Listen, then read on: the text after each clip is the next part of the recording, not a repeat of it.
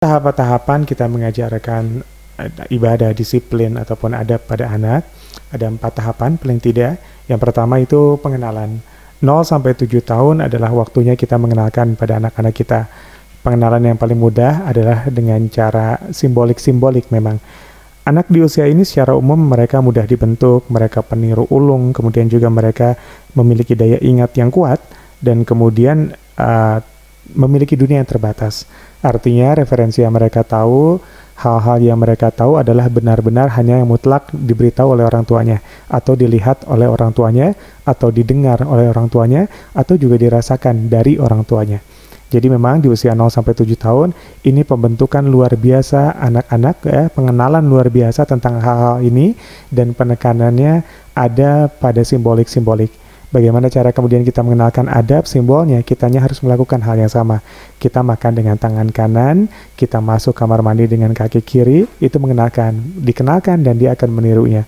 Kemudian juga sama dengan pada hal ibadah misalnya, kita kenalkan dengan sholat lewat simbol-simbolnya, sajadah, peci, kemudian mukena, kemudian sholat yang simbolik gitu ya. Waktu azan segera sholat, itu adalah simbol-simbol yang menekan anak-anak tentang ibadah, rutinitas ibadah, dan lain-lain.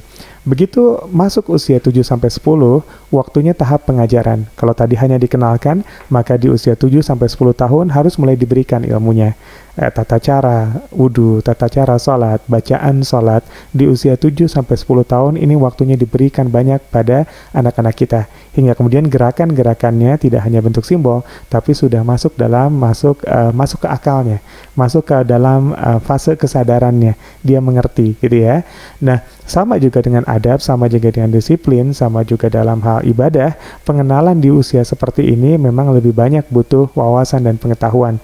Seandainya kita memiliki keterbatasan, bisa dilengkapi dengan buku-buku bacaan, atau juga bisa dilengkapi dengan alat-alat lain, boneka kah atau apa yang bisa membantu, atau juga bisa dilakukan dengan cara pendidikan ya. Misalkan kita masukkan ke sekolah yang memang ada kebiasaan sholat duha, ada kebiasaan sholat yang kemudian bacaan itu dijaharkan gitu ya, hingga kemudian dia biasa membaca. Ada sekolah yang kemudian wudhunya bersama, hingga gerakan-gerakan wudhunya kemudian terlihat dan bisa disempurnakan, atau juga lewat tempat-tempat pengajian, TPA atau yang lain-lain. Pilihannya banyak, tapi memang tidak bisa dibiarkan hanya lewat simbol lagi, tapi harus sudah mulai ada tahapan-tahapan selanjutnya. Kalau 0-7 tahun biar dia sholat walaupun tidak wudhu, di usia 7-10 tahun mulai disuruh wudhu sebelum sholat ya. Mulai arahkan tindakan-tindakan, mulai kasih wawasan tentang ini semua. Kemudian pindah lagi ketika usia 10-14 tahun, ini waktunya evaluasi. Ya, evaluasi dan juga kemudian pemberian hukuman kalau ternyata memang sudah mulai dilalaikan. Usia-usia seperti ini anak-anak sudah masuk dalam tahap mukallaf ketika mereka mulai menanggung beban dosanya sendiri. Maka pemahamannya sudah lebih luar biasa gitu ya. Otak sudah sempurna berhubungan, sudah mengerti tentang konteks masa depan, sudah mengerti tentang konteks sebab akibat, pahala dan dosa, neraka dan surga. Itu mulai sudah terbentuk dalam pemahamannya. Sebagian besar sudah balik di usia ini, tapi kemudian juga mereka memiliki karakteristik emosi yang labil, naik turun emosi gitu ya, senang tertampakkan, sedih tertampakkan dengan sangat jelas dan berganti dengan begitu cepat. Itu memang karakter yang khas di usia anak-anak 10-14 tahun. Dan yang kemudian juga paling penting juga adalah tekanan teman sebayanya kuat ya. Jadi teman sekolah, teman sekelas, teman mainnya di rumah gitu ya, itu memiliki tekanan-tekanan yang kuat. Ya, mulailah pertanyaan-pertanyaan tentang ibu kamu begini, ibunya yang lain begini gitu ya. Mulai membandingkan tentang kondisi keluarga yang satu dengan yang lain, mulai membandingkan tentang aturan di rumah yang satu dengan rumah yang lain, dan kadang-kadang iri dengan aturan di rumah yang lain gitu ya. Kenapa? Karena sudah mulai ada tekanan-tekanan sosial, sudah mulai ada tekanan teman sebaya. Di saat yang sama tugas sekolah juga semakin berat biasanya, aktivitas sudah mulai banyak, maka ini mempengaruhi pertumbuhan kematangan terutama dalam hal emosionalnya.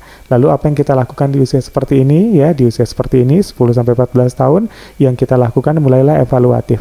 Tanya, udah sholat apa belum? Gitu ya. Kalau belum sholat, suruh sholat saat itu. Tanya, udah mandi apa belum? Kalau dia lagi pegang HP, suruh taruh HP-nya, mandi dulu. Tanya sudah makan atau belum. Kenapa? Ini waktu mereka mulai belajar bertanggung jawab tentang kehidupannya, maka tugas kita sebagai orang tua adalah berani dan terus-terusan mengevaluasinya. Ya, yang paling penting adalah berani mengevaluasi.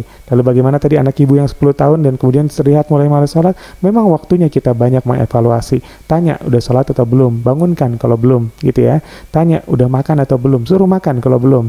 Tanya, udah ngaji apa belum? Suruh ngaji kalau belum, gitu ya. Ini waktunya Anda mengevaluasi. Tidak bisa dibiarkan terus-menerus mulai biarkan saja seperti air yang mengalir ya. Padahal hukum air yang mengalir itu kan air selalu mengalir ke tempat yang lebih rendah. Jadi kalau kita ngikutin kesepakatan itu, kita hanya membiarkan anak kita terus mengalir ke tempat yang lebih rendah dari sebelumnya ya. Yang paling penting juga di usia ini adalah tekanan tadi, tekanan teman sebaya. Maka mulailah mencarikan lingkungan yang tepat atau mencari tahu teman-teman anak kita siapa saja teman-teman anak kita, lihat lingkungannya, cari tahu apa yang dibicarakan, cari tahu apa yang diobrolkan, maka ini bisa kita paling tidak membaca tentang kondisi anak kita, apa yang dialamin, apa yang sedang dihadapi, apa persoalan teman-teman seusianya. Nah ini kita cari tahu. Nah pilihan lainnya memang adalah memasukkan pada tempat-tempat pendidikan yang membawa misi agama, misalnya pesantren atau yang lain-lain, karena secara umum lingkungannya akan membentuk pada budaya-budaya disiplin, budaya-budaya ibadah, budaya-budaya adab, dan akhlak yang baik gitu ya, walaupun tidak menjamin pesantren itu 100% teman-temannya baik semua gitu ya, tapi paling tidak secara stigma dan visi misi lembaga pendidikan memang lebih menjurus pada pengenalan tentang agama dan ibadah. Ini bisa jadi alternatif buat ayah bunda sekalian. Dan kemudian sampai pada tahap terakhir, itu adalah tahap lanjutan, di anak usia sudah lewat dari 15 tahun. Di usia ini, anak-anak sebenarnya orang tua kepada anak-anak sudah lepas secara hukum ya, sudah dianggap matang, sudah dianggap dewasa, dan tanggung jawabnya sudah lepas secara hukum di atas 15 tahun ini. Prefrontal cortex itu atau otaknya itu sudah mulai sempurna berhubungan. Nah ini juga titik penting ya, prefrontal cortex itu kalau para ahli kedokteran bilang tempat berpusatnya masalah perilaku baik, itu prefrontal cortex gitu ya. Dan prefrontal cortex itu banyak diperumpamakan itu seperti ubun-ubun ya, ubun-ubun, dan banyak luar biasa dalam Islam ternyata pengajaran yang itu juga terkait dengan ubun-ubun ya. Nabi sering mengajarkan bahkan ketika kita baru menikah ada istri gitu ya, kemudian doakan sambil memegang ubun-ubun, dan anak-anak cara yang paling kuat juga mendoakannya sambil memegang dan mengelus kepalanya gitu ya, ubun-ubun atau kepalanya. Nah ini sedang sempurnanya mau terbangun gitu ya, sedang dalam tahap untuk terrajut secara sempurna tentang perilaku dan lain-lain. Maka masalah terbesarnya adalah kenapa di usia ini banyak orang tua kemudian malah sering mengabaikan untuk mengelus kepala anaknya, padahal di saat inilah hampir sempurna prefrontal cortex-nya. Ini PR besar buat banyak orang tua, justru semakin harus sering kita elus-elus kepalanya. Habis sholat misalnya, atau lagi ketemu atau apa, elus-elus kepalanya. Itu membantu untuk membentuk perilaku baik pada anak kita. Ya, itu yang harus kita lakukan. Mudah-mudahan menjawab Bu ya.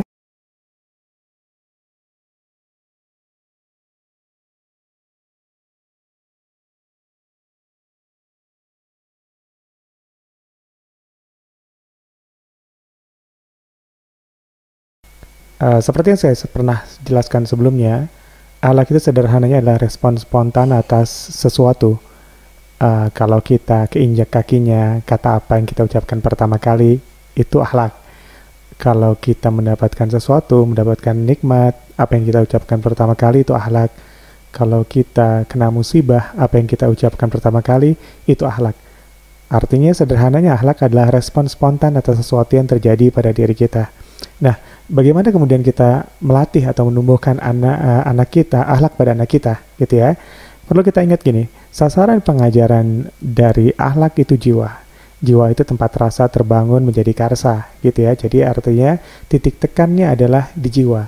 Makanya perkembangan atau pelajaran tentang akidah akhlak itu diajarkan di tingkat dasar ya, kalau di madrasah-madrasah ibtidaiyah gitu ya, itu mengajarkan pelajaran tuh akidah akhlak, karena tujuannya sama, targetnya sama, artinya yang dibangun itu adalah keimanan gitu ya, titiknya dari keimanan, dari jiwa, maka terbangunlah nanti akhlak yang baik. Dia muncul tidak begitu saja, tapi muncul dari jiwa atau akidah yang benar. Nah, seperti itu. Nah, ini juga bedanya tentang adab dan akhlak. Jika adab itu dibangun lewat proses pelatihan, membiasakan anak makan dengan tangan kanan, masuk kamar mandi dengan kaki kiri, atau pergi melakukan sesuatu, atau kebersihan, dan lain-lain, itu adab.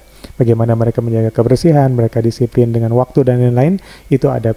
Tapi kalau akhlak, itu buah dari ibadah. Jadi bagaimana dia memahami ibadah, disitulah akhlaknya akan muncul. Bagaimana dia menghayati dan kemudian meresapi makna ibadah, maka disitulah akhlak ini akan muncul. Nah, makanya sama ketika Nabi diutus untuk menyempurnakan akhlak manusia, gitu ya. Dan salah satu akhlaknya adalah, hadisnya mengatakan akhlak Nabi itu adalah Al-Quran. Maka salah satu cara untuk mengenalkan anak-anak dengan menumbuhkan dengan akhlak dan mereka berkembang dengan akhlaknya adalah dengan cara mengajarkan Al-Quran pada anak-anak. Karena Al-Quran itu insya Allah bisa mengenalkan anak-anak banyak dengan akhlak-akhlak yang baik pada akhirnya. Itu mungkin Bu ya.